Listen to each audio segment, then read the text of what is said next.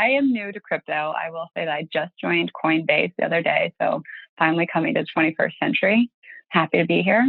And I'm thrilled to hear about this. And tell me, like, what do we need to know for those of us listening who are more like me and a little bit in the dark ages, not as much doing crypto? What's the skinny on crypto? I mean, I don't need you to be the area experts, and this doesn't have to be a major tangent, but like, what would be your number one pitch for why crypto over stocks or cash? Yeah. Right now, it's not crypto over stock or cash, which is a bit of a misconception, but it's definitely Okay. It's past the point where for the majority of nonprofits, it didn't make sense to have crypto. Now it's at a point where for the vast majority of charities, you're missing out by not taking it. Just based on the baseline idea here is pretty much people give to you with credit cards, right? Because it's easy. It's pretty much the only reason they're doing it. That's how people kind of choose what money they use. Unless there's some kind of overwhelming incentive to get you to take some action that's harder, but more beneficial to you as a donor or potentially for the charity.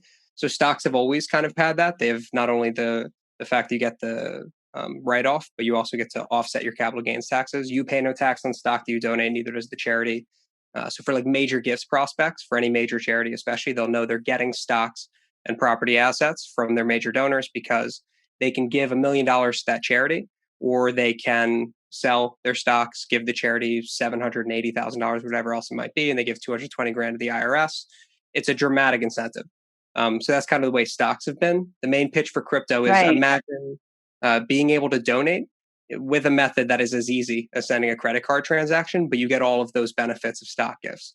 And right now there's 100 million people where their easiest way to donate is cryptocurrency. Their most tax incentivized way to donate is cryptocurrency. And now there's platforms like us that make it really easy to pull them in, and the integrations on their platforms that make it easy, like Alex said, like a DAF.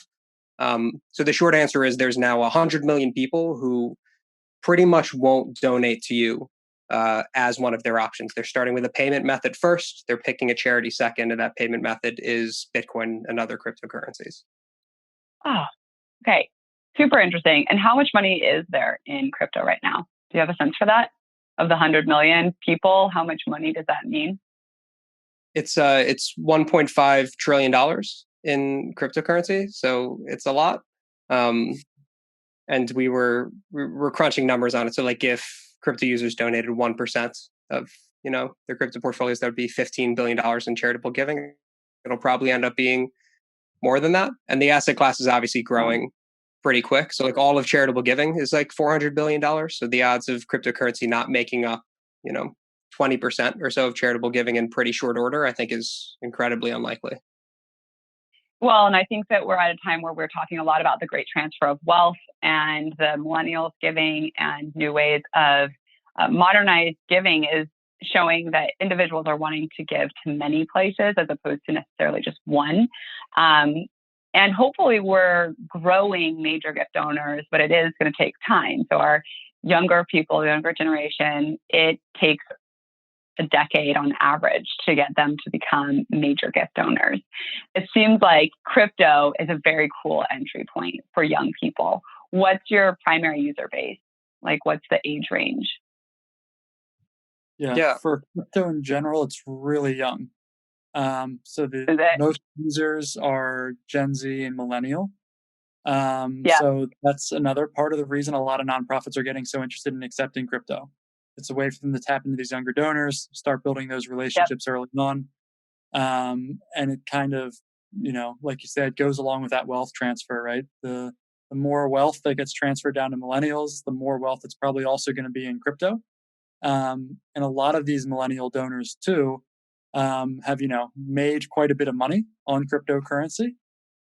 So for them, this is often the only way they're giving. We're finding that a lot of these donors are brand new donors because they're only donating. First-time donors.